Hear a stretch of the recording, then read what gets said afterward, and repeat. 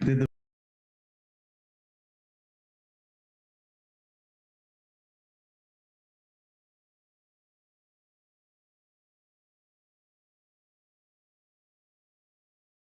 Assembly, including the rules of debate, apply.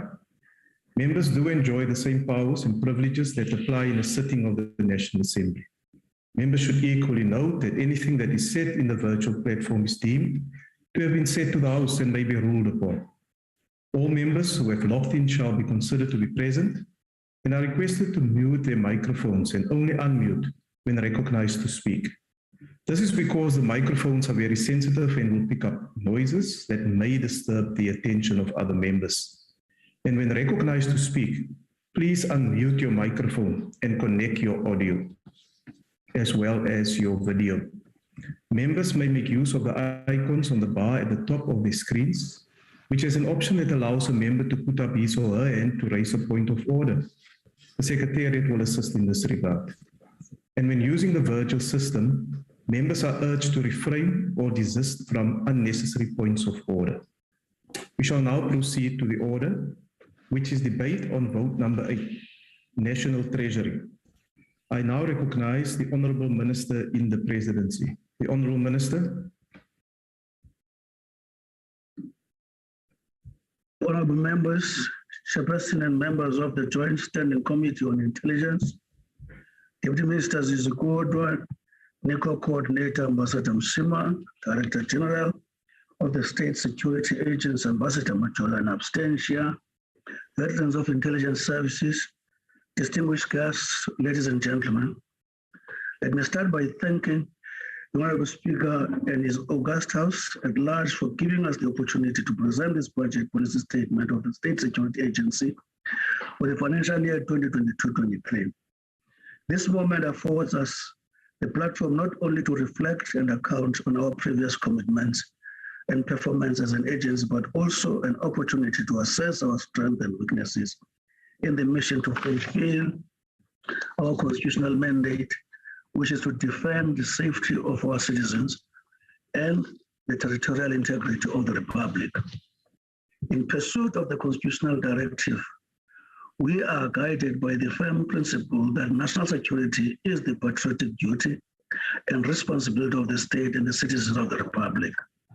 We hold this principle in the highest regard because the bedrock of any intelligence services is its ability to connect with the people and to harness their energies in order to achieve its national security goals. It is for this reason that we speak of a doctrinal shift in our undertaking of national security from a state focus to a national and people-centric enterprise based on the fundamental values of our Constitution. One of the surest ways of strengthening the people-centric outlook is to demystify the domain of intelligence. As the high-level review panel observed, the phenomenon of excessive secrecy has detached us from the pulse of our nation. While respecting the imperative of the sacred nature of intelligence as a craft, the Constitution enjoins us to be more transparent, accountable, and open to the needs of the public.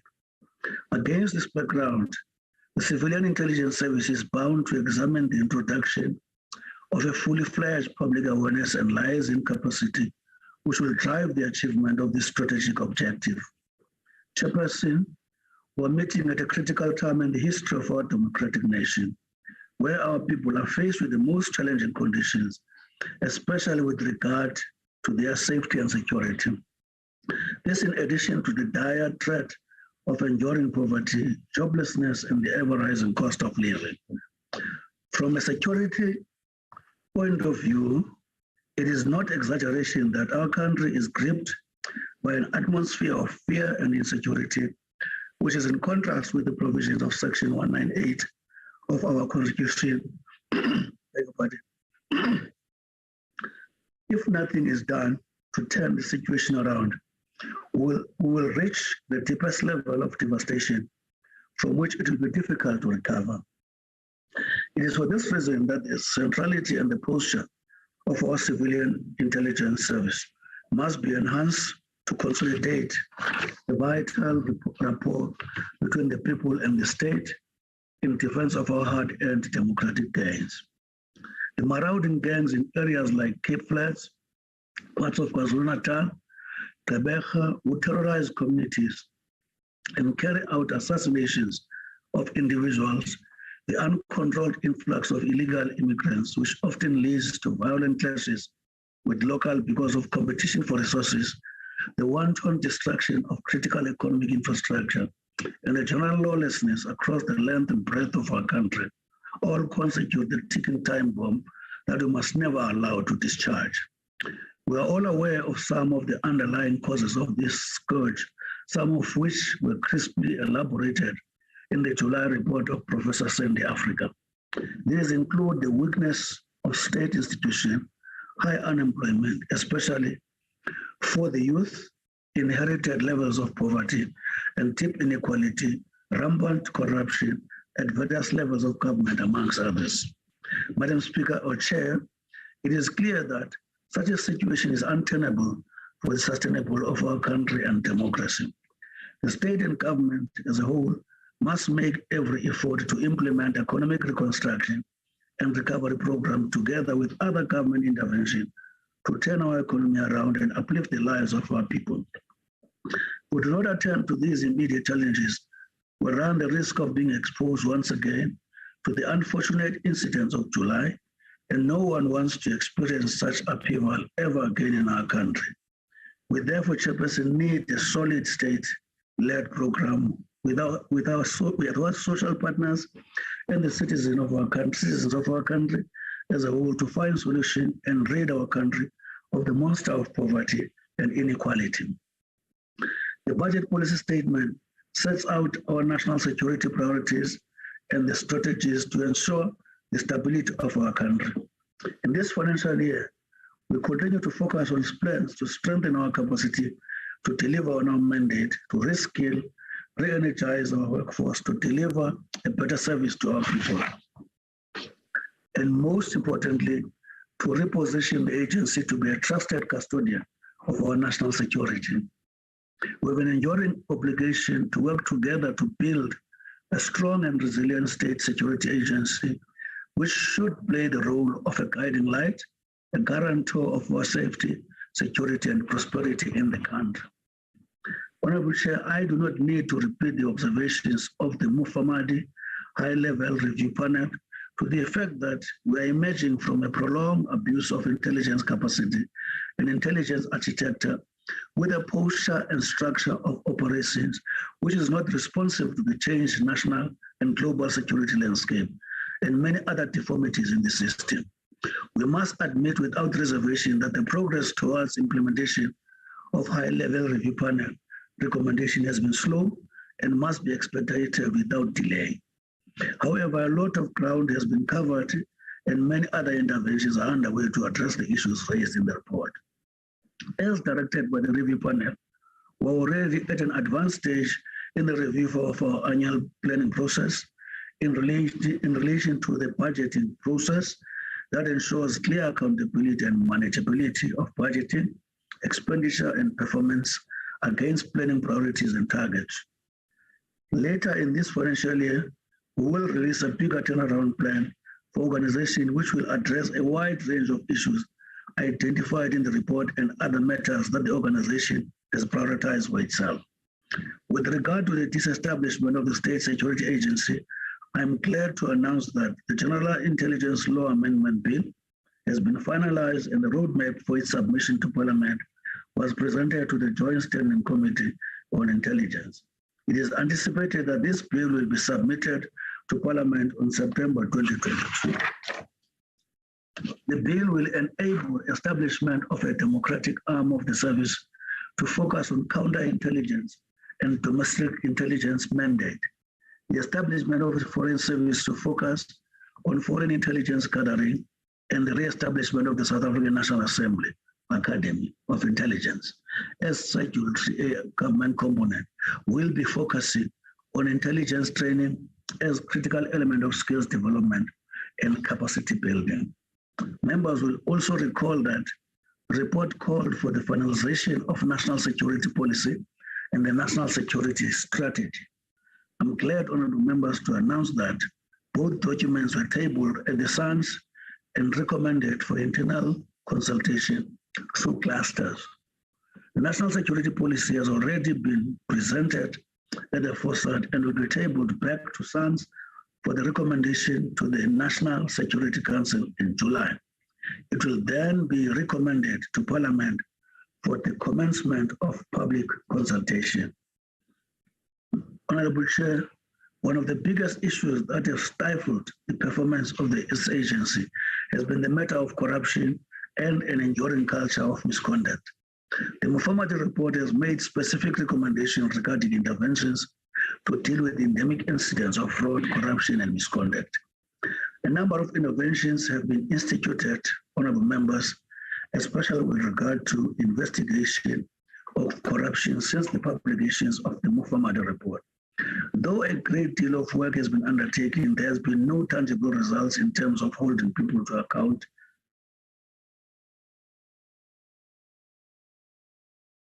As the work to uncover acts of corruption and misconduct has intensified, and a number of individuals have been arrested, with others already being convicted by the commercial crimes courts.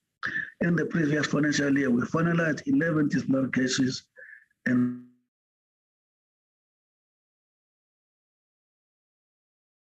9 disciplinary investigation hearings are in progress, and we hope to finalize them before the end of the quarter. A lot still needs to be done, including following up on the issues that emanated from the evidence at the Zondo commissions. Honorable Chair, our collaboration with the Investigative Directorate of National Prosecutions Authority has ensured that we cast the net wider in our efforts to hold people to account. The forensic investigators are currently investigating 26 cases with the agency.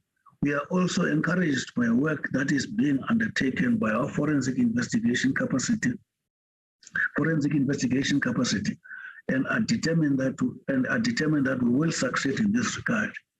In this financial year, honorable members, we will put more resources towards the fight against corruption, including strengthening partnership with fraternal law enforcement authorities.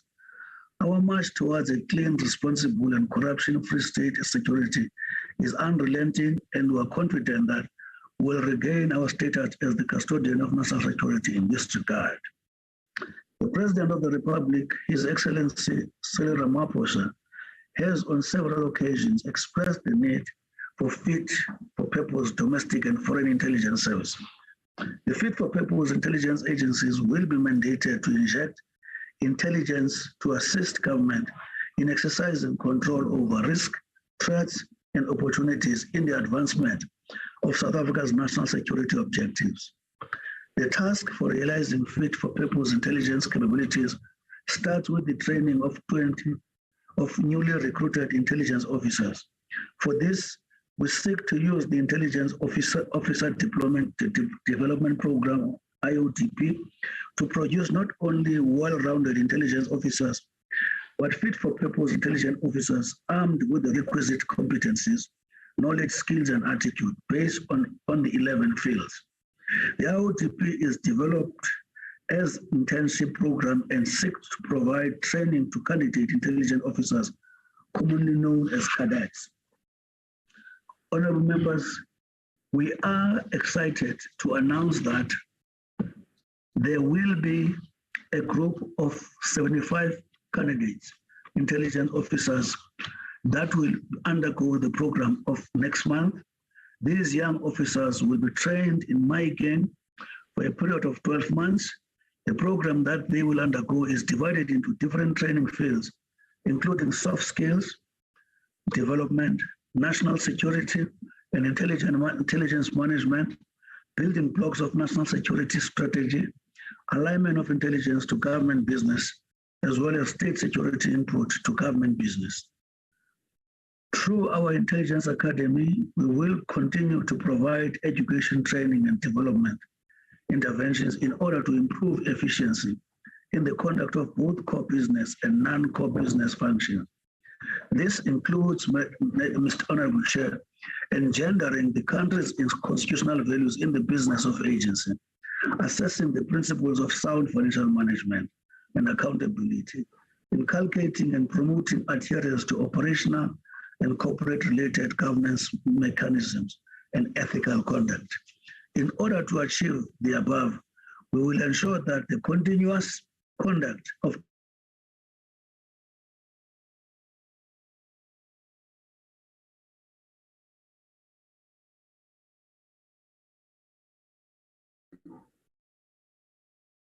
Honourable Minister, we have lost your connection.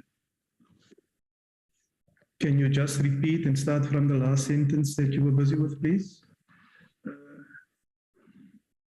In order, can you hear me now?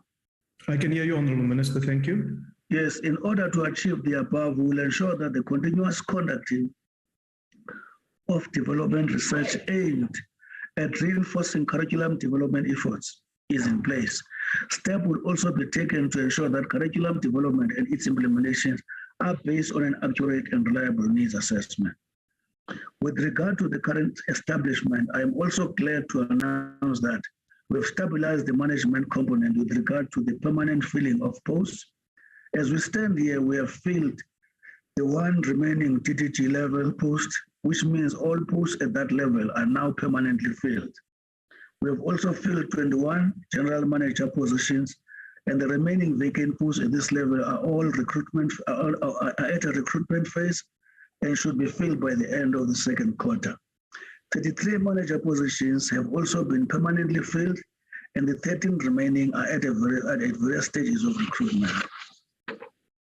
We have also done a great deal of work with regard to placement of members who previously did not have positions due to organizational changes that happened in the past. The cherry on top is the appointment of the Director General, who had to hit the ground running, both in terms of stabilizing the organization internally and restoring our relations with our counterparts around the globe. We are on the road to recovery, and we are confident that we have the requisite will and energy to achieve our desired goal. Madam Speaker, the Honorable Chair, beg your pardon, there is a trend that countries redefine their view of national security, which involves an expanded conceptualization or reconceptualization of security. This paradigm shift is the result of our major changes in our society with regard to A, technology, B, perception of threats, C, interpretation of human rights, and D, ownership of telecommunications. This has led to shift towards more proactive and preventative measures against threats such as international terrorism, transnational organized crime, in other words, preemptive intelligence. For South Africa to align with global trends in the medium term, we will be focusing on building and strengthening capability and capacity for relevant signals to intelligence, as well as reinforcing the legislation. Electronic or telecommunications technology crimes have been on an upward increase. The advancement of electronic communication technologies introduces both new opportunities and challenges. The convergence of the 5G, big data, Internet of Things, and cloud computing technologies require significant research and adaptation to lawful interception solutions. The technological developments have made Internet an increasingly important part of our lives. In an effort to strengthen cybersecurity, the National Communications will continue to build and strengthen capability and capacity in order to proactively combat emerging cyber threats and potential cyber attacks.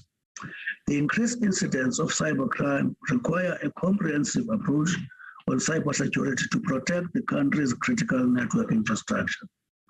The growing usage of the over-the-top services due to their end-to-end encryption remain a challenge to the infrastructure for lawful interception through the Office for Interception Centers. In recognition of this, the process of upgrading the lawful interception monitoring system with advanced state-of-the-art technology that will enable the OIC to deliver value-add services is underway. The system will further strengthen the crime-fighting capacity of the law enforcement agents and the prosecuting arm of the state to successfully prosecute cases. The National Treasury and the Criminal Asset Recovery Account have made funds available for SSA to develop and implement targeted cybersecurity awareness and training programs within the law enforcement agencies and prosecutorial authority.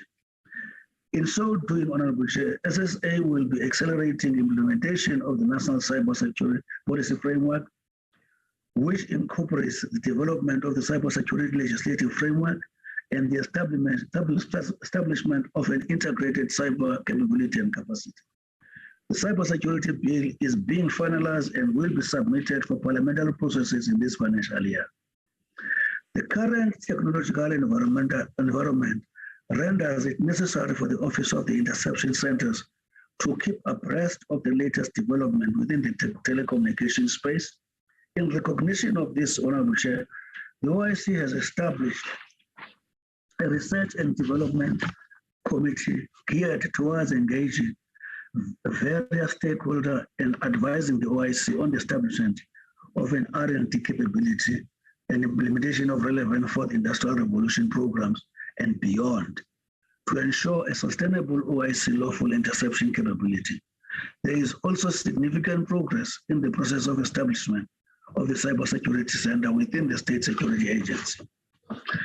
On the RICA judgment, the undertaking we are making, Honorable Chair, is that we intend to implement key provisions which are actually responsive to the constitutional judgment and the deficiencies of the RICA provision as they pertain at the moment. Honorable members will recall that South Africa deployed its troops in Mozambique as part of the SADC mission in Mozambique, which is commonly referred to as SAMIM, on the 15th July 2021.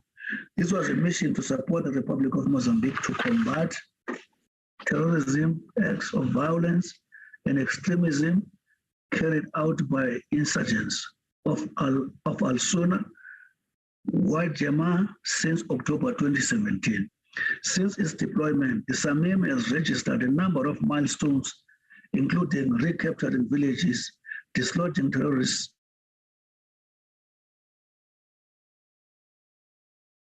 which has contributed to creating a relatively secure environment for safer passage of humanitarian support. Going forward, the South African government will continue to support efforts to deal with these terrorist acts in the region because our own stability is inextricably linked with the stability of the region. The other important matter of national security, Honorable Chair, honorable members, that we need to clarify involves the repatriation of South African citizens from conflict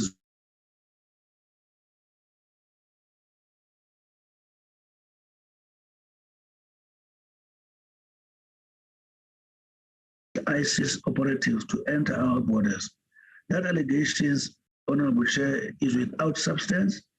The reality is that we are obliged by both domestic and international law to take care of our citizens wherever they may be around the globe. Section 21(3) of the Constitution provides that citizens have the right to enter and remain in and reside anywhere in the Republic. However,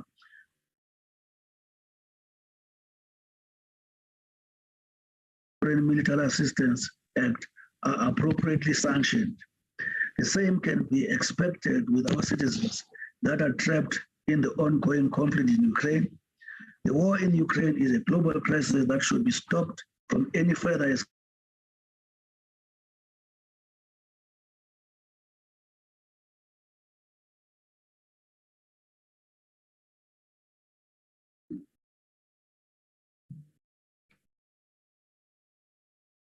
what voice and effort we can as country towards this historic task.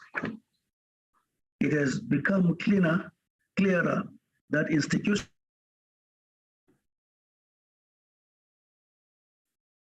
global peace, equitable development, and conflict prevention and management require all the elements that underpin justice, independence, predictability, equality of all nations before the principles and fair censure. Too often, many lives have been lost in wars.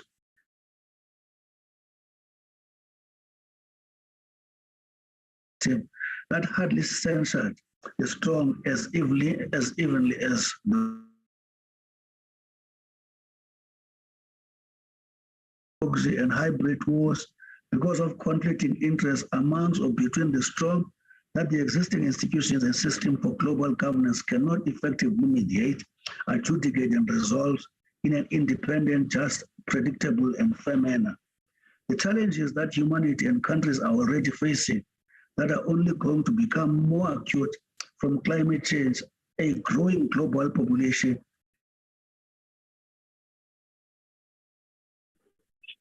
but the network, Chairperson, is perpetually in abeyance. Yes, no, thank you, Honourable Member. Honourable Minister. In conclusion, Honourable Minister. Chairperson and fellow South African, we take. Honourable Minister. Honourable Minister, the network is not very stable. I will allow you to just start with the issue that you raised on climate change, so that the honourable members on the platform can hear what you are saying about it. So if you can kindly just repeat that, and then we move to your conclusion, please. Thank you very much. Too often, many countries and territories have been victim of, the challenges that humanity and countries are already facing that are only going to become more acute in urbanization, inequality, and global pandemics call for movement towards a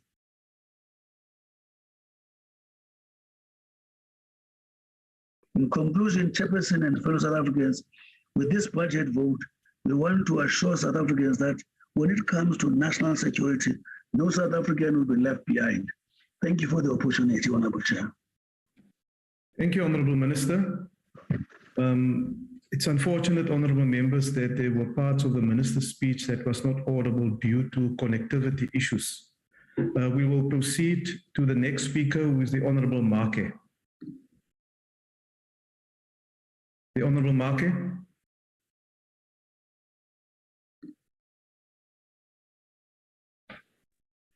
Thank you very much, Chair of Chairs, the Minister, Deputy Minister, and my colleagues. Honorable Chair, every year around this time, we do budget votes. We all know how important this is for the functioning of the government departments.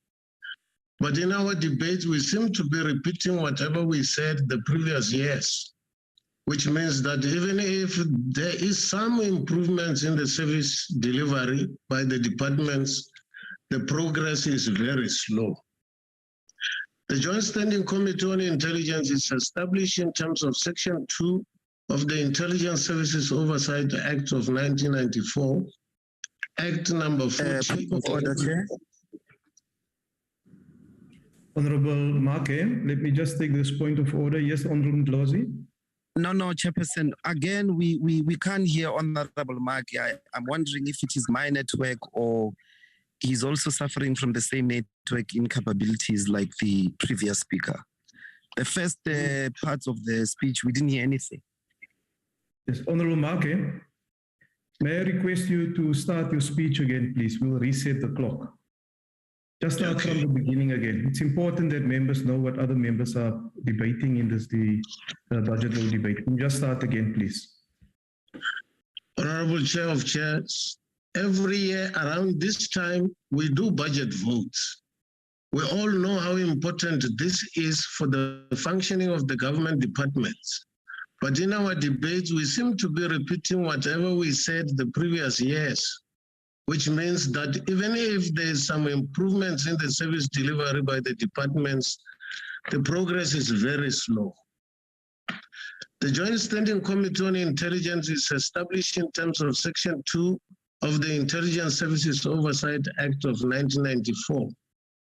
The purpose of the committee is to perform an oversight function over the intelligence and counterintelligence functions of the services, which includes State Security Agency, the Intelligence Division of the South African National Defence Force, that is Defence Intelligence, and the Defence Division of the South African Police Service, which is known as Crime Intelligence.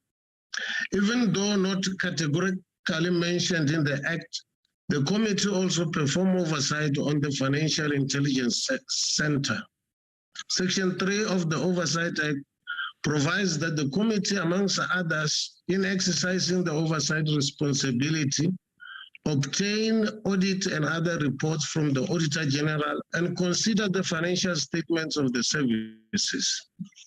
Consider, review, and make recommendations about cooperation, rationalization, and demarcation of intelligence function performed by the services. Refer any matter in relation to an intelligence activity which the committee regards as relevant to the promotion and respect of the Bill of Rights to the South African Human Rights Commission.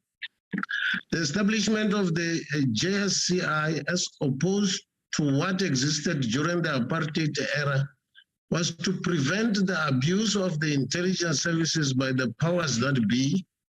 It ensured civilian oversight of the services in a non-partisan manner. This budget vote debate takes place after what has been widely termed the July unrest. During this unfortunate period, 2 provinces of our country were engulfed with wide looting and unrest, that is KZN and Gauteng. During this time, 2 of our intelligence services, State Security Agency and the South African Police Crime Intelligence, mandated to deal with our domestic issues, were riddled with instability at senior management level. In SSA, there was no permanent DG, and most of the senior managers were acting. We are happy to announce that the situation has changed with the appointment of Ambassador Thembi Majola as the DG. As the JSCI, we have complete confidence in our ability to lead the SSA into greater heights. In sub-CI, the vacancy that resulted from the removal of Lieutenant General Peter Jacobs remains. Sub-CI still lacks a permanent divisional commissioner. The JSCI is still seriously concerned with the situation, especially on senior management. We welcome announcement by the Minister, Honorable Tele, that the new National Police Commissioner has been tasked with stabilizing sub-CI. We are looking forward to having a division that is responsive to the needs of our people by ensuring that all feel and are safe. The stability of this division will go a long way to curb illicit mining, police corruption, human trafficking, and drug trafficking. In relation to challenges within SSA, we received assurances from the agency to fill all senior positions to ensure stability, amend the General Intelligence Laws Amendment Bill to separate the agency into foreign and domestic branch, implement the recommendations made in the high-level panel report directives. We are, however, not happy with the lack of adherence to National Treasury regulations in the preparation of the APPs by the agency to ensure that their targets are specific, measurable, achievable, reliable, and time-bound. The SSA assured the committee that they will ensure that their targets are smart in the future. Defense intelligence continue to do a good work. This division ought to be commended for its continued loyalty and service to the country. The Joint Standing Committee on Intelligence is, however, concerned with continuous cutting of the budget of this division. The intelligence division of the Defense Force must gather, correlate, evaluate, and use strategic intelligence for purposes of ensuring national security. The cutting of its budget makes their work very difficult. Under the Financial Intelligence Center Act 38 of 2001, the FIC was established as an institution outside the public service, but within the public administration as envisaged in Section 195 of the Constitution. The JSCI also perform oversight over the FIC. The principal objective of the center is to assist in the identification of the proceeds of unlawful activities and the combating of money laundering activities and the financing of terrorism, terrorist-related activities. The center must also make information available to investigating authorities, the intelligence services of SARS, to facilitate the admin and enforcement of the laws of the Republic. In conclusion, Chair of Chairs, the ANC supports the budget vote 8. The committee, however, is still seriously worried about the slow pace of the implementation of the high-level review panel's recommendations. The JSCI, comprising of members of the National Assembly and the NCOP, faces constant challenges of meeting dates and times.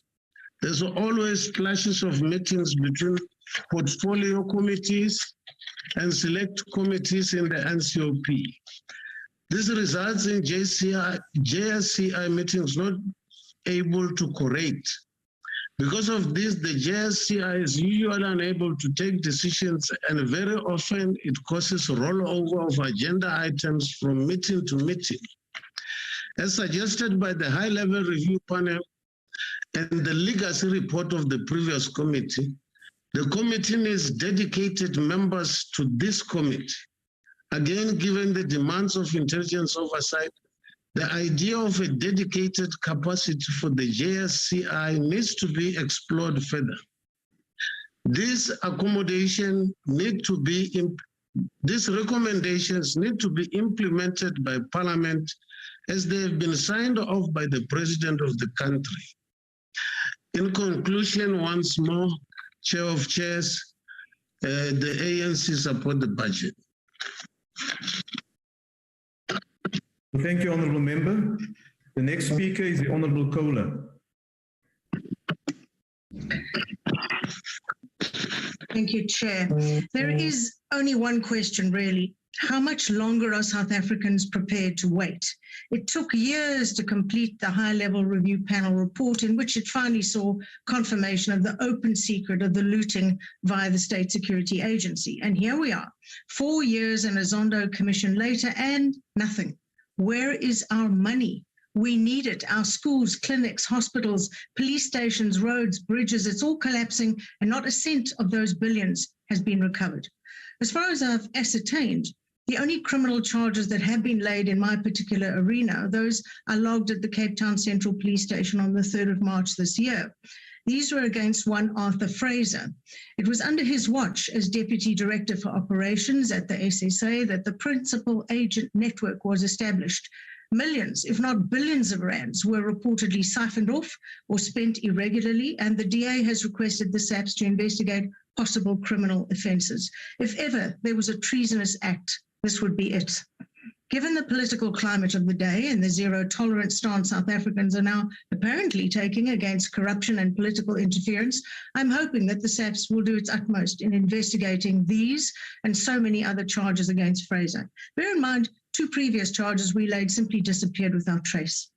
The revelations day after day at the Zondo Commission confirmed every word that has ever been written about the State Security Agency. The suitcases of money walking out the door, the so-called robberies of millions as people use the SSA safe as an ATM, the politicians involving themselves in operational matters, gun-on-hip 007 wannabes.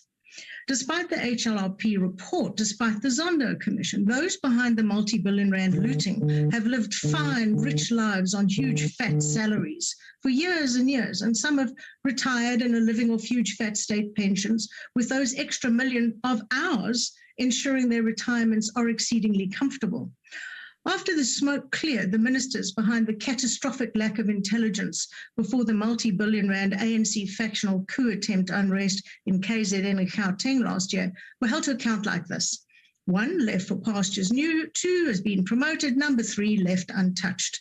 The fact that this country was caught with its pants around its ankles has confirmed our global laughingstock status. The downhill slide, which began when the head of Interpol, our very own Jackie Celebi, was jailed, is now plummeting at warp speed. A 10-year-old on the internet would have realized something big was up, but our highly paid intelligence services seemingly didn't look, understand, or were too busy with their infighting to protect the citizens of our country. Hundreds of people died and businesses and lives were ruined as a result. Having worked on the JSCI for nearly 3 years, I must say I have never, in my 18 years in Parliament, with some 5 portfolios behind me, seen a committee that appears to be undermined by both officials and ministers. I've looked from every angle, but have no other option but to conclude that it is deliberate. This committee is a shadow of what it could be and should be. I believe that the fact that meetings are held behind closed doors is the main factor. Would the SAPs be late or present an indifferent APP and budget to the Police Portfolio Committee? Never. Yet the section of the SAPs that answers to the JSCI, crime intelligence, would. If the presentations of the State Security Agency were held before television cameras, I have no doubt they would arrive on time and present along specific, determined Treasury guidelines. There are officials, perhaps flaunting that same hoary old chestnut that they earn more than MPs and have permanent jobs, unlike MPs, who either can't or won't do the work. More dangerously, one has to ask if there's a possibility they deliberately hide information from the JSCI. Certainly no reference is ever made to the Zondo Commission revelations. I've deliberately left Defence Intelligence out here as they deliver quality product on time, despite their annual budget cuts. Now, if the past 28 years taught us anything at all, it is the government, no matter who is at the helm, cannot and should not be allowed to govern without meticulous oversight. Yet doing effective oversight on this committee is like fumbling drunk through a hall of mirrors. Around the world, equivalent agencies are accountable to the Congress and the Senate or various upper houses, yet here, not so much. In fact, hardly at all. South Africa simply cannot afford this veil of secrecy over specifically the SSA. It goes against the HLRP report edicts, but nothing has changed. Nothing is out there, except what is leaked in the spy versus spy dirty linen exposés. Now, there are those who will argue, but if we had a coherent professional intelligence cluster, we would never have had 2 ministers and a deputy held hostage in Pretoria as they were in October last year. Intelligence should have known that the struggle war veterans were going to do something dramatic. And where were the so-called VIP protection personnel? That 3 ministers were put in a position of extreme danger tells us our intelligence services learned nothing from their failures during the riots. And the cherry on the top of a massive pile of irritation is that the NPA has now simply dropped all charges. This government's idea of speedy implementation is make an announcement, then wait 4 years, then establish a commission, then wait 2 years, and then hope everyone has lost interest. Promises are made, but just not kept. Recommendations are made, but just not implemented, or done so slowly that entire 5-year parliamentary terms pass, and so does the expertise and institutional knowledge about the subject matter. That is how the game is played. That is how MPs are played. The HLRP report recommended that there be a shift to return the role and philosophy of our democratic intelligence capacity back to their constitutional origins. It had, of course, been criminally warped during the Zuma years to serve anything but this country.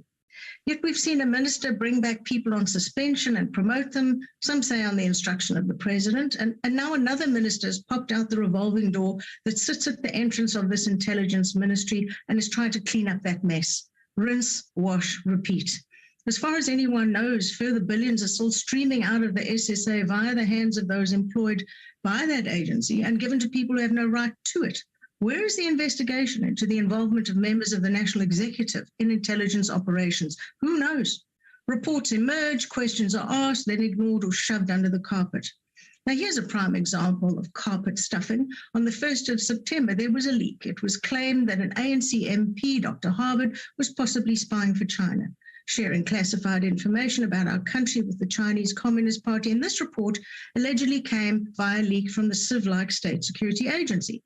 So I wrote to the president, who was then the de facto Minister of State Security, asking that this report be released. After that, radio silence.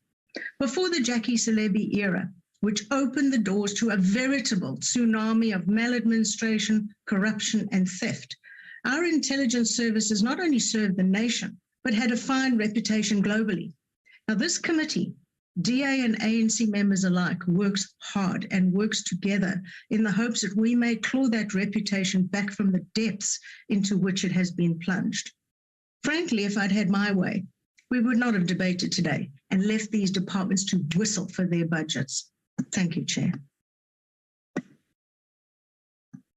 Thank you, Honourable Member. The next speaker is the Honourable Ndlozi.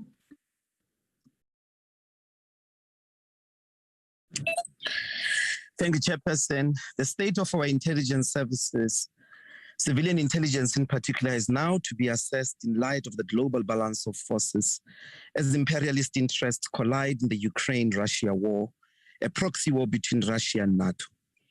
Most recently, the US has explicitly stated that it would directly participate in defense of Taiwan should China invade it.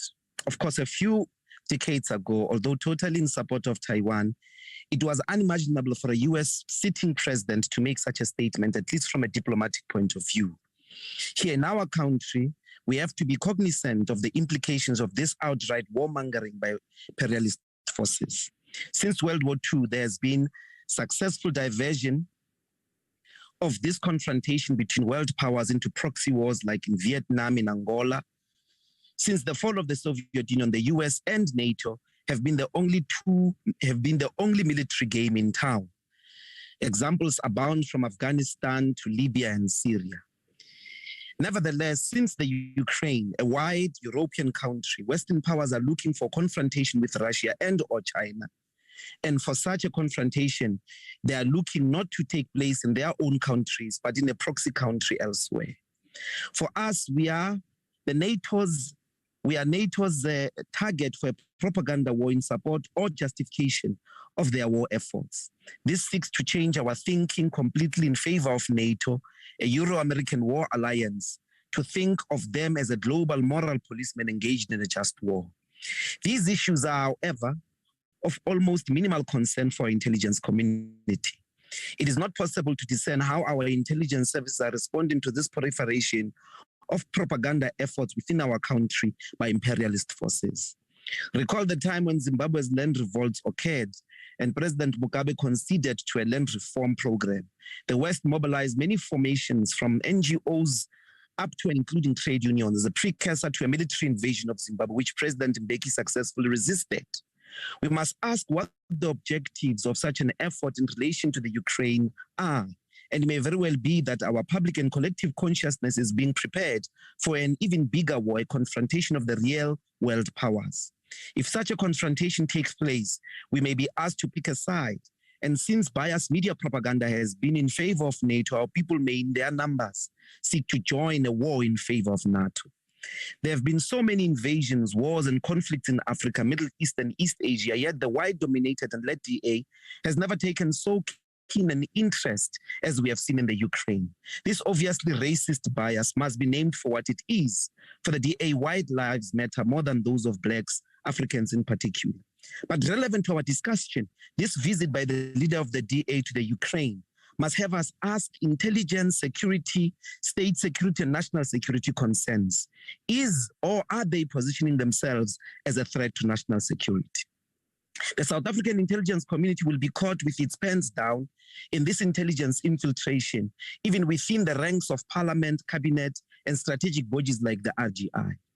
Even with the global pharmaceutical industrial complex, its general approach in prioritizing profits over global health, our intelligence services have had no ability to process these threats. That is why we can receive outdated or soon to be outdated or soon to be expired vaccines.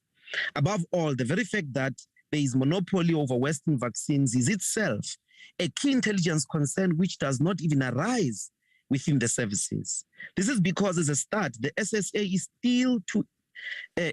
still to regain its stability and rid itself of corrupt elements, rogue agents, and over-politicization. Across all services, there is yet to be any arrest and successful prosecution of those who looted secret accounts, resources of the service. Since the publication of the High Panel report, not a single arrest has been made.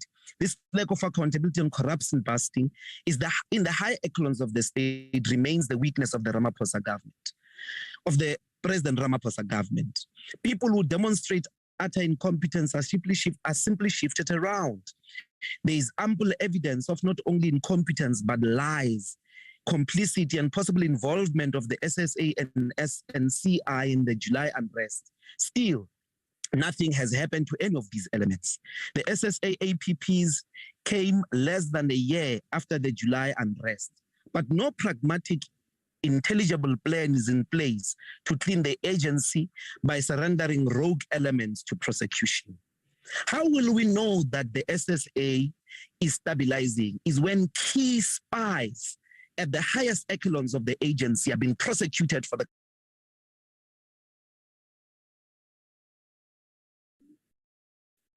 and capabilities for political ends. Merely moving SSA into presidency has yielded no fruits yet, except possible involvement of it in the run-up to December ANC conference where the current head of state needs to defend his head.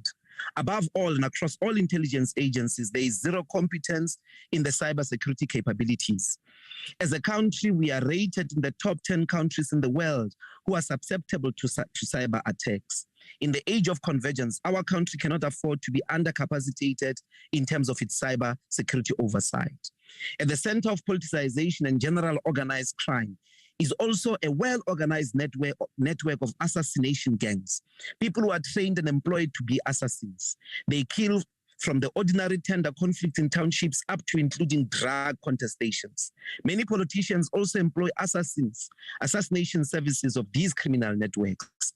There is very little hope that assassinations will ever be dealt with precisely because politicians, in settling their contestations over state resources or internal political party battles, use and sustain assassins. How then are we to align ourselves to giving any of the taxpayers' money to this entity when all it has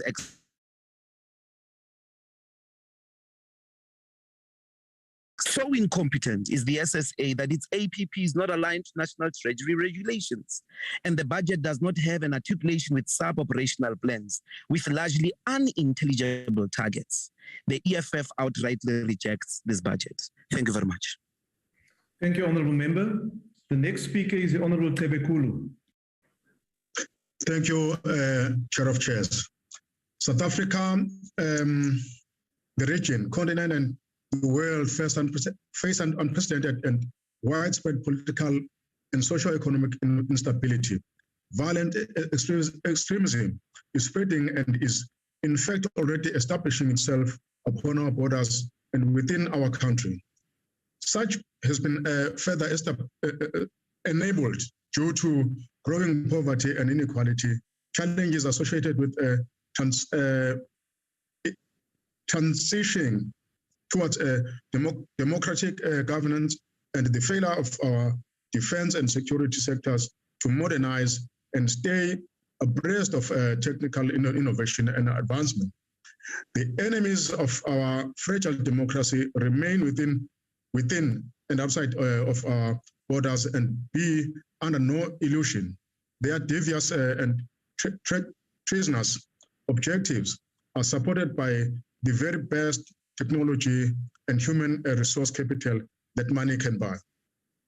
Chairperson, state security with its necessary culture of secrecy has a long and painful history in South Africa. The same question or conundrum always arise: who will guard the guidance? Who will ensure that our largely unaccountable state security apparatus is not politicized and weaponized against the very institution it is established to protect? Another serious challenge faced by our state security apparatus is that of information gathering and ensuring that the information obtained is correct in respect of the current security threats and emerging security trends in Africa. Our focus must not only be on identifying and analyzing the correct data, but additionally in communicating this information to the relevant structures with the JCPS cluster, thereby ensuring that such critical information is timelessly acted upon by government. Chairperson, the role of Parliament in democratic and civilian security sector governance has never been more critical, and we advance the security of our citizens. Are we, as parliamentarians, utilizing the numerous tools of oversight available to us and legislators to hold the state security apparatus to account? Are we scrutinizing the budget effectively? Is there even sufficient information available to us to reach into what some might then might term the Pandora's box of secrets and secret expenditure? Transparency and accountability of state security of the citizenry, without compromising the nature of the mandate of state security, must be conducted to ensure that shadow government with shadow policy is not resourced and capitalized. All security branch operators and services are subject to the Constitution, the rule of law, and should be conducted in the best interest of the safe and security of the people of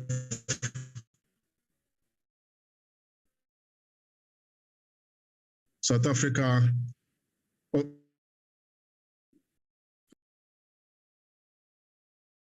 the democracy of South Africa. Chairperson, state security has been utilized in the past to terrific criminal activities upon our own people for the purposes of controlling by the few. The game did not change with the end of apartheid.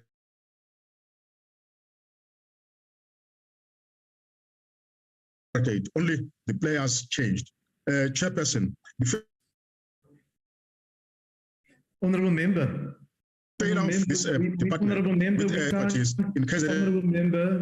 Honourable Member, we can't hear you. Please switch off your video so that we can have a possible better audio. Then Gauteng was displayed loose. South Africa needs. Thank you for to finish, Chairperson.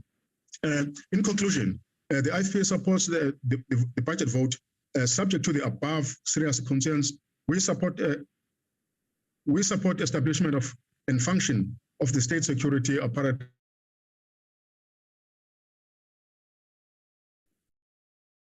whose objective interest of the people of South Africa. I thank you. Thank you, Honourable Member. Thank you. For the members who are going to follow us, it seems that right from the beginning, we're experiencing difficulties with the feed coming through. So please, you don't have to switch on your video if you experience connectivity problems. It's more important for us to hear what you have to say. Honourable Chairperson. The problem is maybe it's whip-sing here. We will make the maybe the problem is connectivity, but I was in a safer place. Point that you made. Thank you. Thank you, Honourable Singh. The next speaker is the Honourable PJ Groenewald.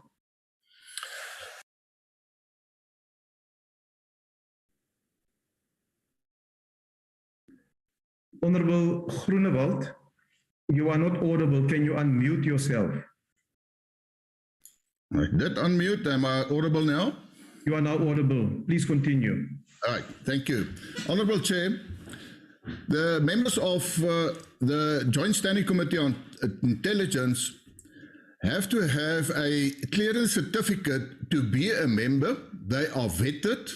They are then classified with a secret classification because of the State Security Agency and the work they do.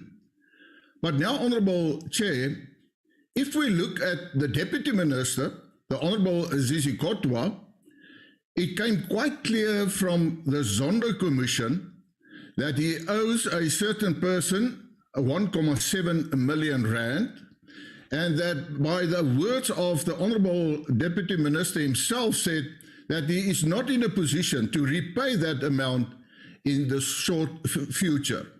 Now, Chairperson, I can't understand how is it possible that the Deputy Minister for the State Security Agency can have a secret clearance because he is compromised.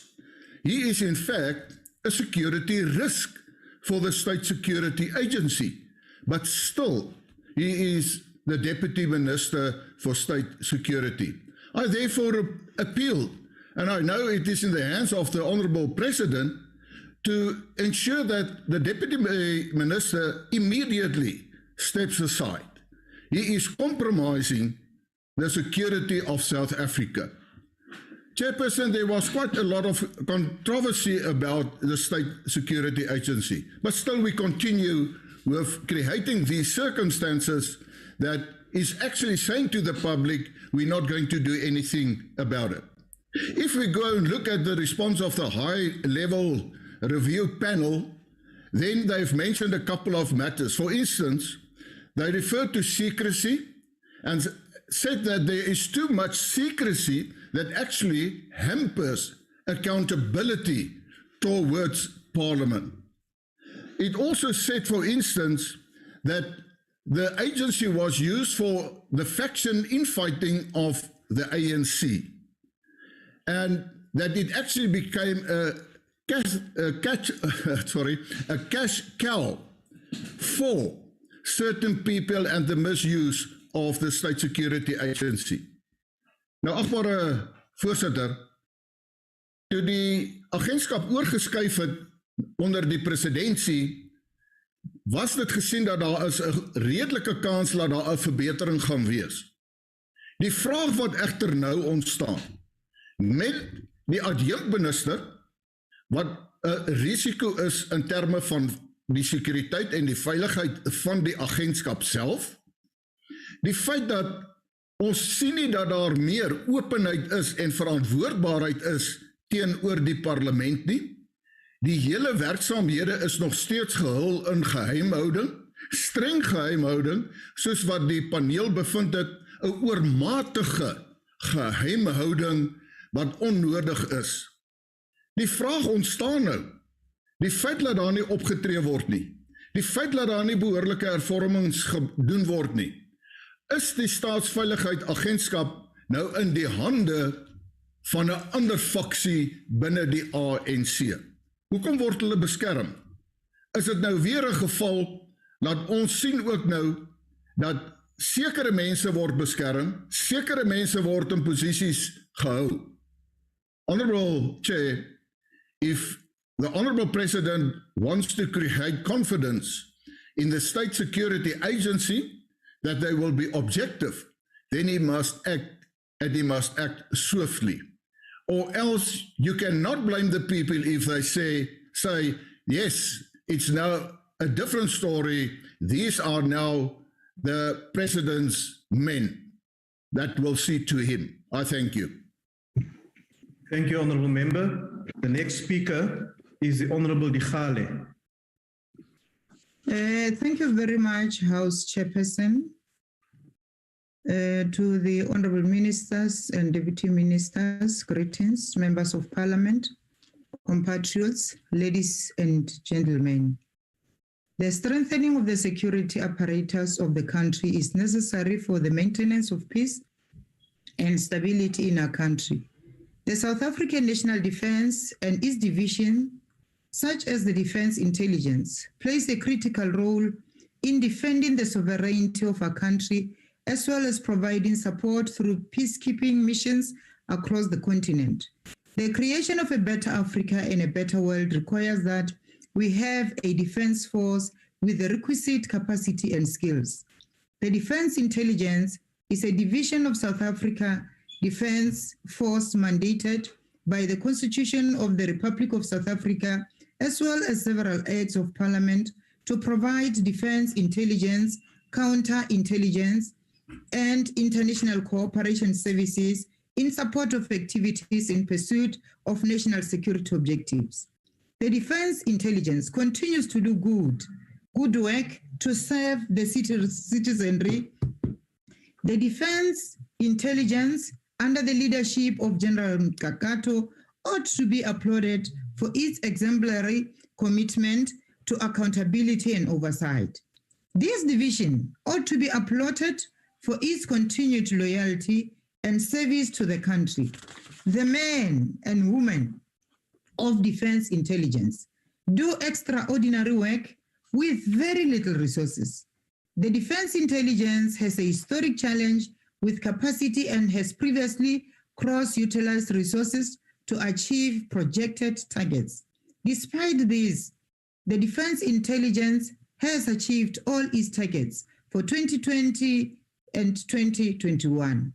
Efforts must be made to increase the DI's capacity. This can be done by recruiting young, skilled officers who are fit for purpose through the Military Skills Development Program. House Chairperson, a key accomplishment in 2020-2021 financial was to introduce the Bachelor of Military Science in Defense Intelligence, which will be taught at the Military Academy. We congratulate the DI and welcome this initiative. This will positively contribute to the caliber of intelligence officers. Additionally, the DI managed to set in motion plans to deal with the vetting backlog, which has yielded some positive results. This is welcomed. The men and women of the DI have for years been subjected to working in a condemned building. This matter has finally come to an end through the intervention of the JCI and the Minister of Public Works, and the DI will soon be properly accommodated. Despite these challenges, the officers of the DI have served with vigor and commitment and ought to be applauded and thanked for their hard work despite difficult circumstances. The Defense Intelligence Chairperson tabled its APP and proposed budget on time and complied with all prescripts. The DI's plans for the coming financial year give a measure of assurance that the DI is committed to contributing to the apex priorities of building social cohesion and safe communities, a capable, ethical, and developmental state, and a better Africa and the world. To this end, based on historic performance and proposed budget allocation, the annual targets for 2022-2023 are achievable. The DI intends to focus on the following in 2022-2023: defense intelligence, counter-intelligence, and international cooperation services in support of activities in pursuit of national security objective. That is to strengthen its cybersecurity capacity, to increase its intelligence and vetting products. Chairperson, the ANC support the budget vote of the National Treasury. Thank you very much, House Chair. Thank you, Honourable Member. I now invite the Honourable Lesoma to preside over the remainder of this mini plenary, as I also request the Honourable Deputy Minister of State Security to deliver his speech. The Honourable Deputy Minister. Thank you very much, Chair of Chairs, Honourable Members, Chairperson of the JSCI, and members of the Honourable Mondli Kungubele, the NICO Coordinator, Ambassador Msimang, the Director General of the agency, Ambassador Tembi Msimang Sistembi, the veterans of the intelligence, distinguished guests, fellow South Africans. Let me also take this opportunity to thank the House for affording us an opportunity and a space to present our budget policy statement for the financial year 2022-2023. The Minister has given a broad overview of the state of national security in the country and what our posture should be as a state security agency. However, before I expand on these broad overview issues, I want to begin this address by condemning in the strongest terms, Chairperson, the pandemic of gender-based violence, which has become another threat to national security. The extent of abuse, gruesome murders of women and children in this country cannot be tolerated and requires all of us in government, civil society, and citizens in general to work together to uproot this scourge. The unspeakable act of violence and abuse against Namhla from Mthatha, a case in point, is something that our society should never allow. The other important issue that our democratic society must deal with decisively is the phenomenon of racial polarization, which continues to rear its ugly head across all sectors of our society. We chose to adopt a constitutional democracy, Chairperson, because we wanted to build a cohesive and prosperous nation free of discrimination and prejudice. We cannot abandon that noble objective for simple reason that our constitution enjoins us to, among others, kill the divisions of the past and establish a society based on democratic values, social justice, and fundamental human rights. Racial intolerance and prejudice must be fought and eradicated because it is a cancer that stifles instead of building a prosperous nation. Let me just amplify some of the few issues that should inform the agenda of the agency as espoused by the minister's statement. It is true that the high-level review panel report on the state security agency has decried the issue of excessive secrecy, and that we should adopt a mind shift that is more accessible, open, responsive to the needs of the public. Inspired by our founding values of accountability, responsiveness, openness, our constitution guarantees the rights of everyone to access information and essentially the right to know.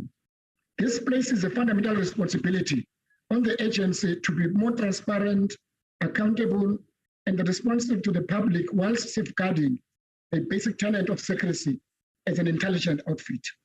As such, we will be engaging in a large-scale program of public engagement and outreach with a variety of stakeholders, both within and outside of security establishment, to share ideas about the state of our national security.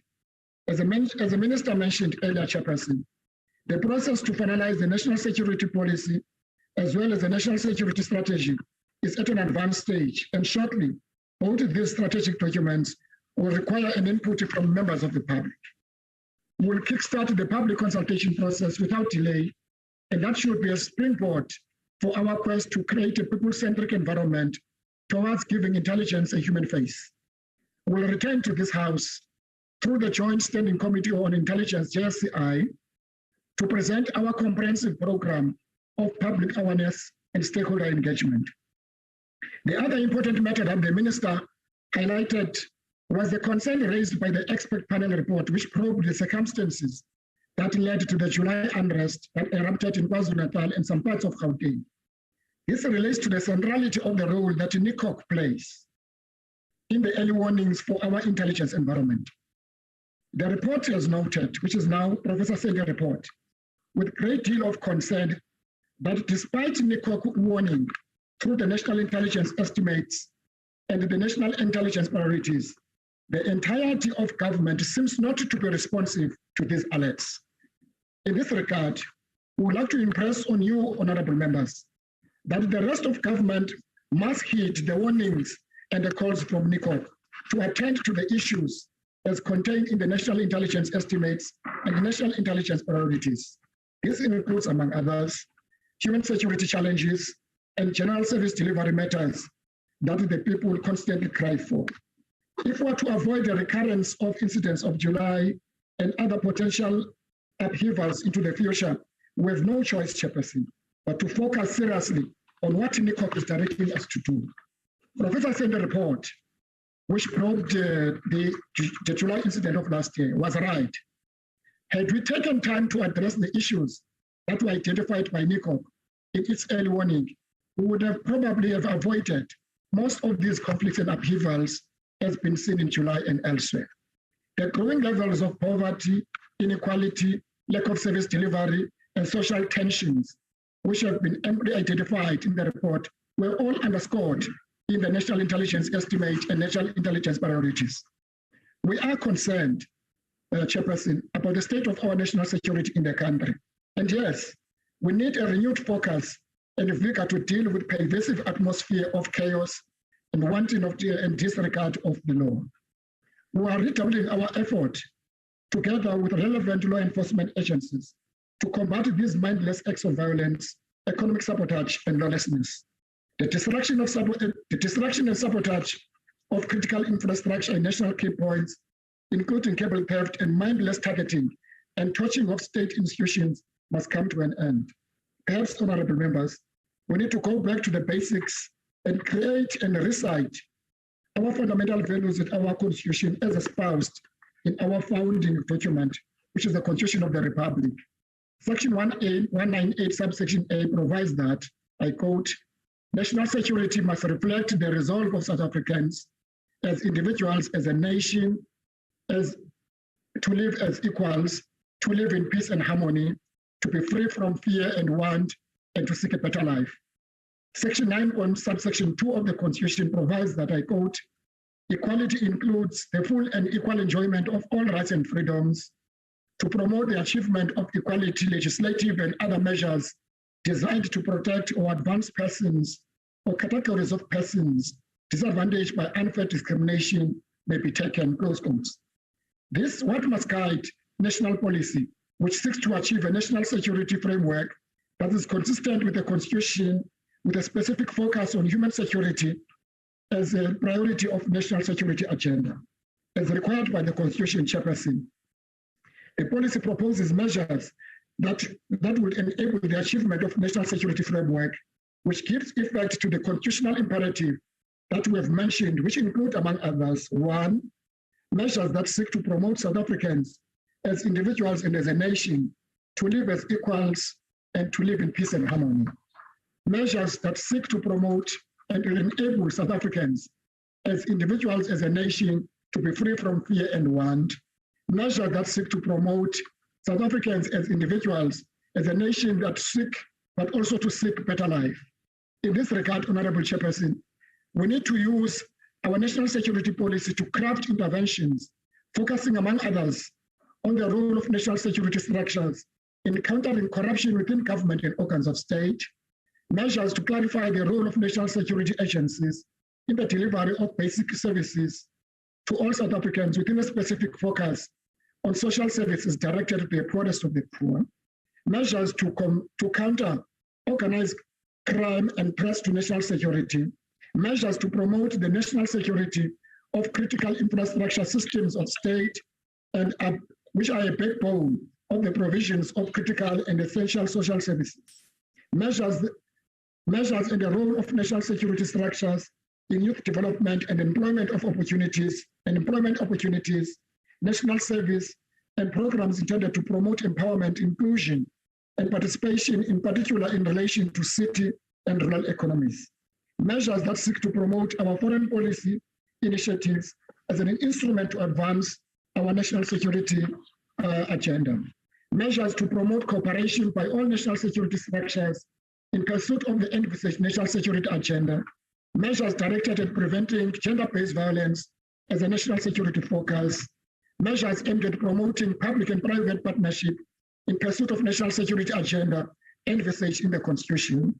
Measures aimed at promoting environmental national resources, including oceans and energy security. And lastly, Chair, measures aimed at countering organized crime and threats to national security. We have to do all of these things, Honorable Chairperson and honorable members, to achieve our constitutional obligation, which is to safeguard the safety of our citizens and the territorial integrity of the Republic. I must conclude, Chairperson, by reflecting on another important issue and focus area of our state security, which is counter-terrorism.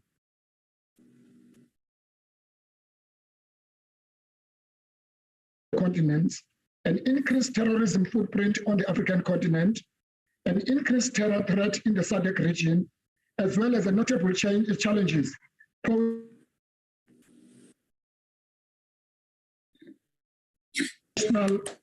National terror threat level requires rethinking in our country's terrorism measures and architecture. The reports about the alleged criminal underworld and the financing of terror groups in the country emanates from this reality. To restore territorial integrity of our country,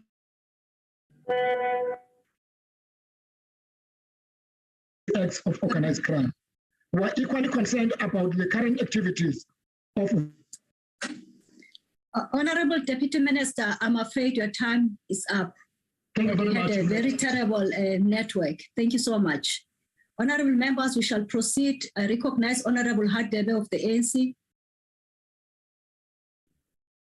Thank you so much, Honorable House Chairperson, Honorable Minister and Deputy Honorable House Chair and Honorable Chairperson of the committee, honorable members and colleagues. We are gathered here today, a day before we commemorate Africa Day, a reminder of how far our continent has come and how through intelligence services, many of our nations have seen the dawn of democracy and continue to enjoy safety and security provided by such institutions. The Honorable Deputy Minister, you have just quoted a very relevant clause in our Constitution that says national security must reflect the resolve of South Africans as individuals and as a nation to live as equals, to live in peace and in harmony, to be free from fear and want and seek a better life. Now, Honorable Minister, this quote finds expression in the National Development Plan, which seeks to confront the triple challenges of poverty, unemployment, and inequalities through stimulating economic growth. In this regard, the State Security Agency plays a very critical role in assisting government to achieve its strategic objective. Honorable House Chair, if positioned and resourced correctly, the State Security Agency will be the country's chief risk advisor, equipped with to guide and forewarn on matters of national security. It is critical to remember, colleagues, that this budget vote occurs at the time when our country is experiencing numerous challenges, both domestically and internationally. The slow economic growth, which contributes to the high unemployment, poverty, and inequality, crime, and a fight for limited resources, and societal intolerances such as racism, as we have recently witnessed in Stellenbosch, the University of White Supremacy, which impedes on social cohesion, national identity, and pride, are just but few of these examples. Despite this, Honorable House Chair, the ANC-led government has taken a demonstrated steps in strengthening the civilian society service with the relocation of the State Security Agency into presidency. This is a very welcomed move. This centralization will assist in strengthening civilian intelligence environment and will provide critical strategic leadership when needed. Similarly, Honorable House Chair, the appointment of Ambassador Thembisile Majola as a new DG is highly welcome. Ngesintu City igama lamakhosikazi Malibongwe, and not only because she's a female, but her track record speaks volume about her unquestionable credentials. Honorable House Chair, this budget vote takes place 10 months after the unfortunate 2021 intelligence failure in the July unrest. As such, central to the State Security Agency are the plans to ensure reforms and strengthen the agency to provide effective intelligence as to forewarn and critically guide our government on matters of national security. Although faced with many challenges, the State Security Agency has committed in terms of amendment of General Intelligence Law Amendment Bill, the implementation of the recommendation made in the high-level review panel report on the State Security Agency, and to deal with maladministration decisively. Now, Honorable Chairperson, Honorable Kola Bernard Magayege Manubibaka, she says it took years to complete the high-level panel report. Yet that's not true. The panel was established by President Cyril Ramaphosa in June 2018, and it was made public on the 9th of March 2019. So it can't be years. Please, man, get your facts correctly.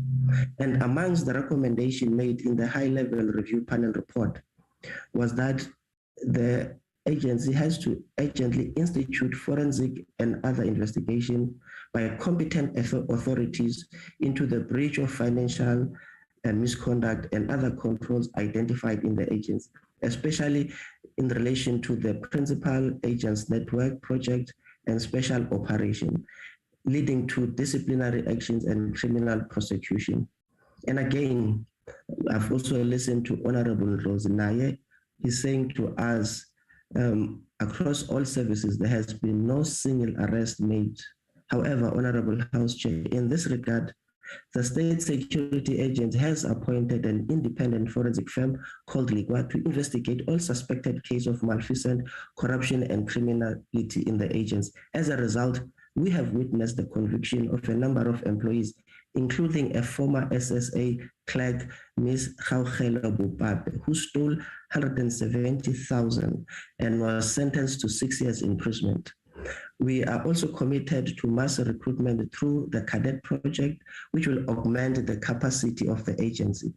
The agency is going to implement vetting strategy. Now, this will enable the agency to root out elements of corruption within its rank. Honorable House Chair, in order to achieve the plan objectives, we call upon the senior management in the State Security Agency to work together with the newly appointed minister and the DG. There ought to be a synergy and a decisive adherence to prescript and framework with regards to APPs. Now, I want to call a spade, and a spade is not a digging spoon. And this is what firstly, we note with a serious concern that from time to time, the agency consistently submit their APPs very late. This weaken the oversight processes and make the committee lives difficult to work. And again, this year, it has continued to demonstrate such by submitting their APP late. We want the State Security Agency senior officials to ensure that this comes to an end. And when it comes to the APPs, we welcome the improvement because in the previous financial year, they submitted targets that are not smart. And my colleague has alluded to the fact that this year there has been some improvement, even though not all of their targets are smart. This must come to an end. Now, Chair, when we talk about smart targets, we talk about targets that are specific, measurable, achievable, relevant, and time-bound.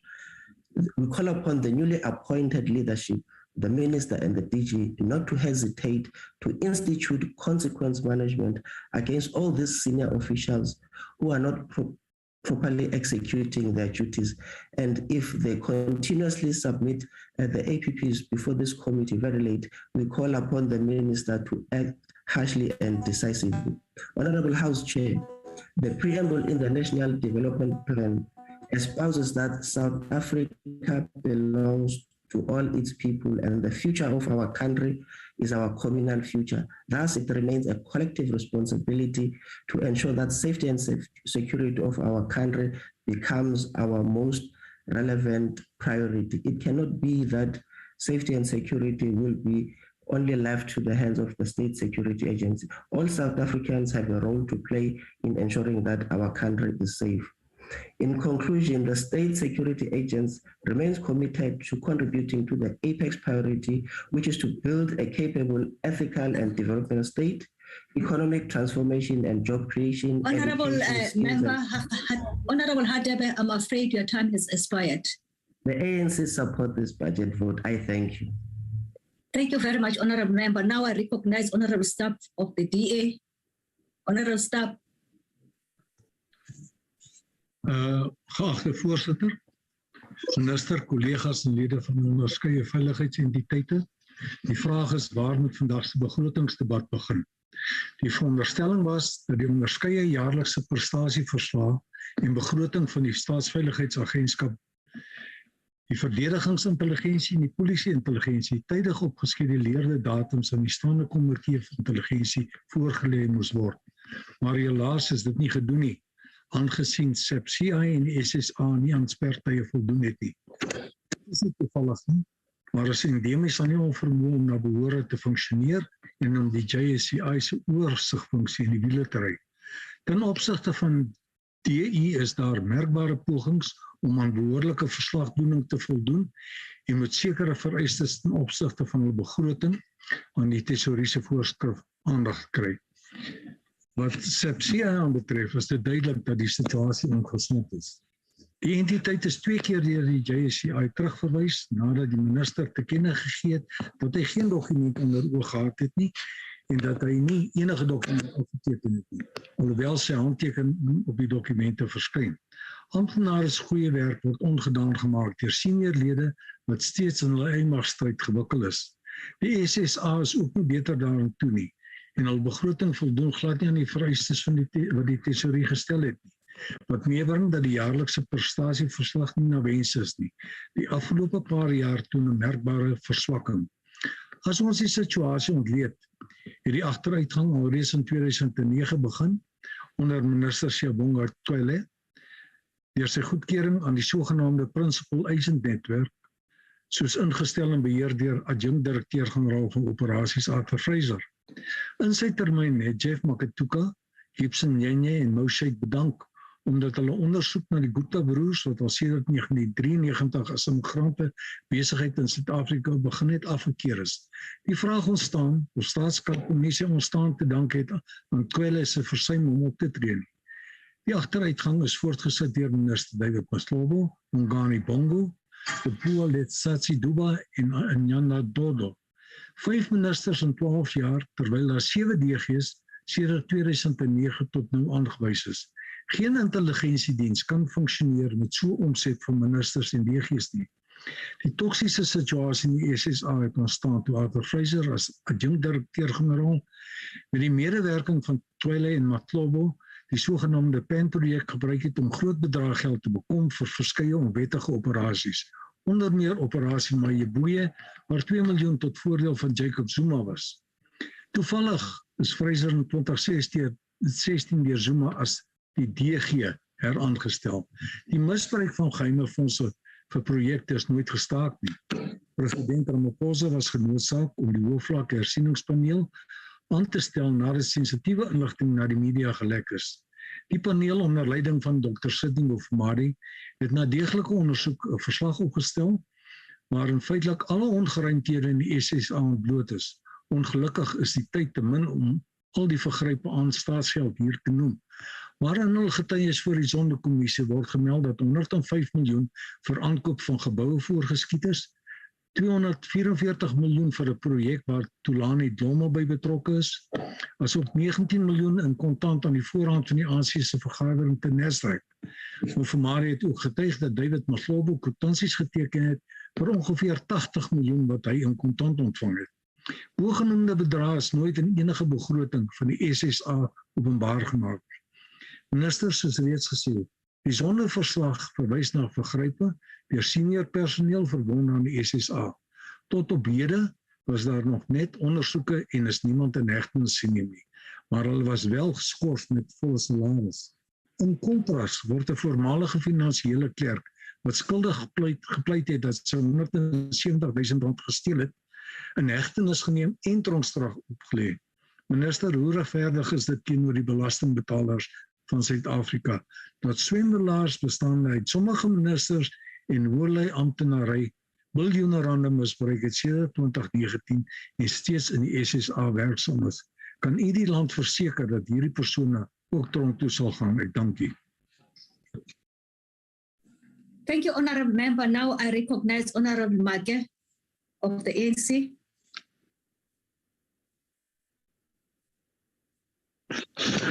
Thank you very much, Chair of Chairs. I'm reading the speech for the Deputy Chief Whip, who is not well.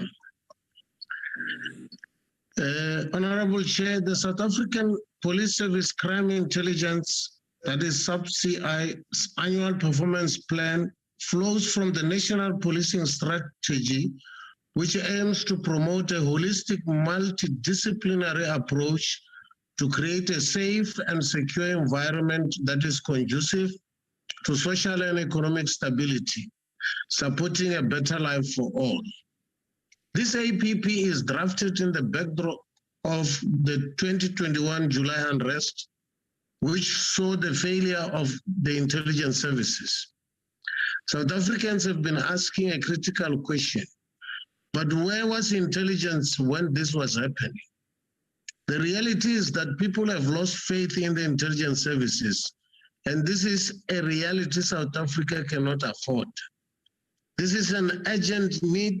There is an urgent need to reform and strengthen capacity in our intelligence services, particularly SAP-CI. Intelligence must be targeted timely, and yield positive results. Crime intelligence must be a key contributor to prosecutions. South Africans can no longer be expected to accept statistics that 400 rape cases are related to domestic violence, or 10,000 people are brutalized and sexually violated in just 3 months in South Africa. Or people continue to be victims of specialized crime like money laundering, cyber crimes, cash in transit robbers, to list a few. This is a disgrace and deeply disturbing. It cannot be that South Africans accept that the majority of people raped are women and those most vulnerable in our society. It is time that crime intelligence is focused on serving the citizens. Although it remains our collective responsibility to champion safety and security, however, those charged with the responsibility to serve and protect must do so earnestly. It must be mentioned that the lack of a permanent head of sub-CI is concerning and must be dealt with, as this destabilizes the effectiveness of the service. Similarly, key management positions must be filled. It gives a great deal of assurance to see Crime Intelligence has diligently aligned its targets and outcomes to address the criminality prevalent in our society. It is clear that the sub-CI aims to decisively deal with and focus on crimes in relation to critical infrastructure and illicit mining, intensify efforts to reduce the prevalence of cash in transit arrests, other aggravated crimes, combat cybercrime, commercial and financial crimes, economic threats, and threats to the state. Sub-CI must be commended for drafting an APP that seeks to respond to matters of national security, although improvements can be made. In order to achieve the planned objectives, senior management needs to work together with the Minister and the National Police Commissioner. There ought to be a desire to work effectively. The Deputy Divisional Commissioner of Crime Detection must concur with the Minister on matters at all material times. The sub-CI failure to meet legislative deadlines is concerning. This delays weaken the oversight process and our role as members of the JSCI. The focus areas, the Minister of Police mentioned that there is a demonstrated plan to deal with the instability in the sub-CI. The appointment of a National Police Commissioner will help in providing strategic guidance to sub-CI. However, the appointment of a Divisional Commissioner is yet to be finalized. The National Police Commissioner has already made strides to stabilize the environment. For instance, the planned decentralization of sub-CI has been halted. This decisive leadership ought to be applauded. There is a concern with the continued under-expenditure in sub-CI, whilst there are many crimes. This must be addressed and ensure that all funds are appropriately utilized. Crime Intelligence in its APP mentioned that executive authority is a risk to the effectiveness of its work. This shows that there is a bad working relationship between the ministry and sub-CI. This ought to be addressed to ensure the effective functioning of CI. Sub-CI is undercapacitated. There's an urgent need to recruit capable officers who are fit for the purpose. This should be prioritized as it has a direct effect on crime. Sub-CI APP does not fully comply with government regulation as it does not include a detailed budget. This must be addressed. Targets need to be improved to include issues such as crime happening at the borders. Sub-CI has repeatedly underspent on its capex, yet more funds are being requested. Such financial mismanagement must be dealt with. Management must ensure the effective utilization of all funds. There is an urgent need to upgrade the cyber infrastructure. This is critical given the nature of crimes. There is a need for CI to foster a closer relationship with FIC, Financial Intelligence Center, as money crimes have increased and become more sophisticated.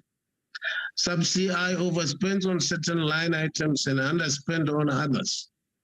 Proper budgeting and financial management are required in this regard. Finally, there is a need to look into cross-border crimes.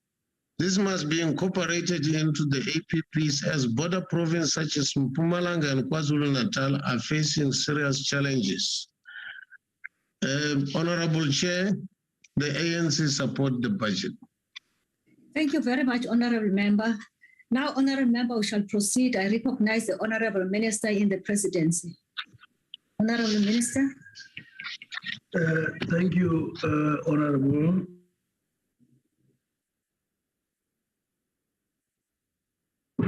Acknowledge and accept the robust engagement by this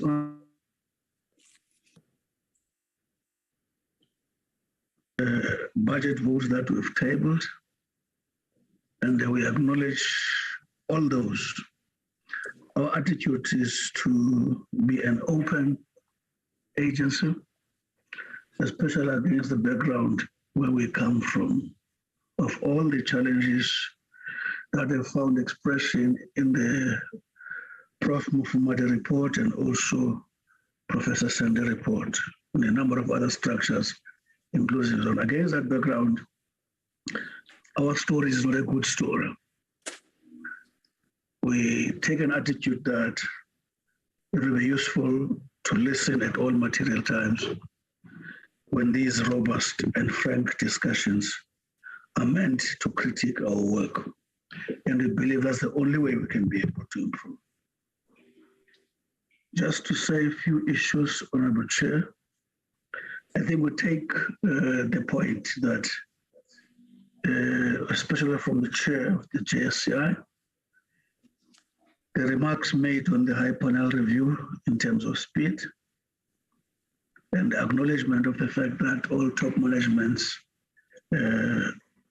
especially at home, have been filled, and the fact that we have to do a lot of work on the SMART principle. We just want to make this point, Honorable Chair, that it's just a logical issue that we have to do.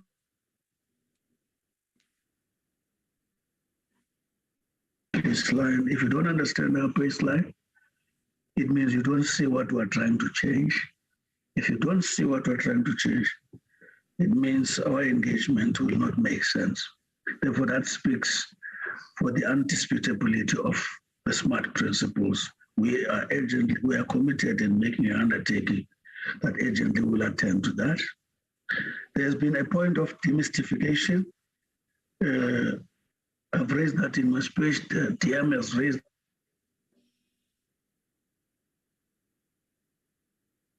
We are quickly going to be actually seized with, just to make sure that we only make secret in this agency that which is secret, and that which is overt, we take society along to exploit their strength in giving us a stronger impetus as we move forward. And the issue of us being disrespectful, I thought we were trying our best on this one, and we'll continue. And I thought, remember, Bernard would say, at least there's an attempt. I hope we'll meet again.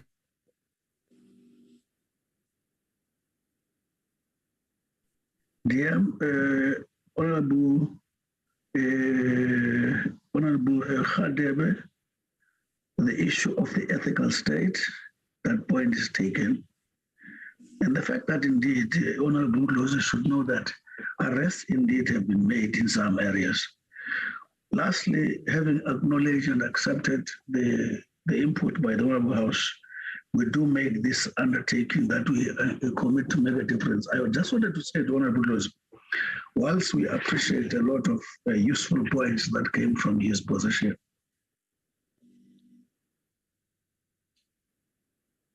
was tabled to the JSCI. We don't know whether his view will remain.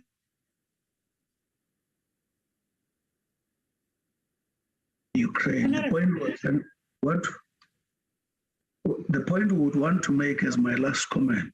Yes, Chair, we didn't hear the minister. No, 1 second. Raise your hand, honorable member. Then I'll recognize you, Honorable Mkalipi. 1 minute, Honorable Minister. Honorable Mkalipi. Yes, Chair. Sorry, I'm using a gadget which gives me problems. I'm saying we didn't hear the minister when he was responding. Okay, thank you very much, Honorable. Honorable Minister, there's a gesture that you do and then you get frozen in between your points. If you may just try to be in one position, if possible. You may repeat because you still have got 1 minute left. Are you able to hear me now? Loud and clear. Thank you so much. Thank you very much. I was saying, my last point, having committed an undertaking to take home all the critical points made by the committee. On the Ukraine issue, I wanted to say, whilst we accept a number of points made by Honorable Lucy, we are saying this presentation was done on Thursday. We are not sure if he was exposed to that, he would still have the same views. But the point we want to make is that our approach.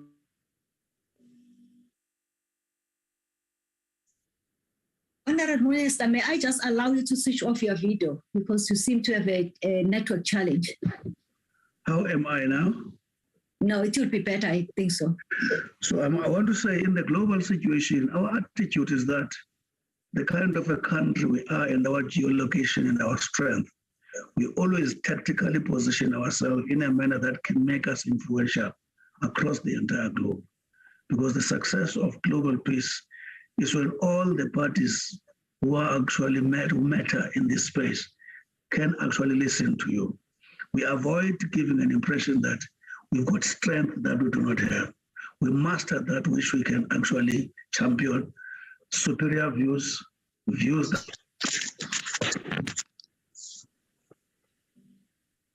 enhancing our contributions are. Thank you very much, Honorable Chair. We appreciate the entire submission, the entire engagement by the House. Thank you very much. Thank you very much, Honorable Minister. Honorable members, we are reminded that the debates on employment and labor, budget vote, police, which includes police, that includes independent police investigative directorate and civil secretariat for the police, budget vote will take place at 16:30 on the virtual platform. You are kindly reminded to log in at 16:30.